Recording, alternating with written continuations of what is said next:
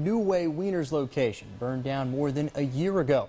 Are there plans for a new one? I found out why New Way hasn't rebuilt the downtown location. Hello, welcome to New Way.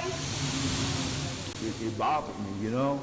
In March of 2015, New Way employee Randy Belcher's life changed. Someone called me about 3 o'clock in the morning and asked me was I at work. I said, no, I'm on medical leave.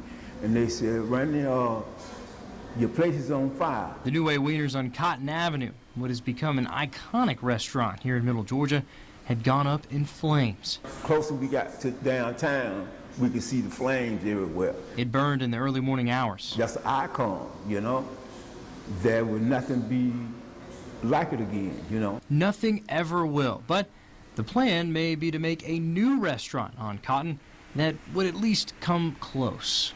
We're waiting to see what the disposition of the building next door is. New Way owner James Cacavias has certainly considered a rebuild. It's just taken a while. And we're also waiting to see what the development plans are going to be for the Southern Trust building across the street. It depends on everything going on around the old restaurant's location. We decided to just put things on hold and see when the dust settles as to which way we're going to go with this thing.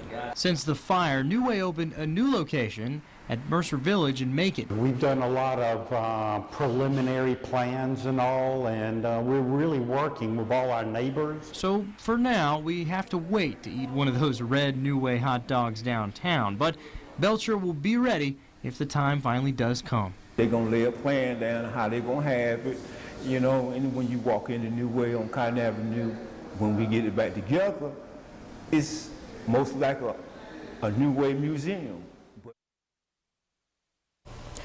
Fantastic hot dogs there. New Way has 9 locations around Middle Georgia.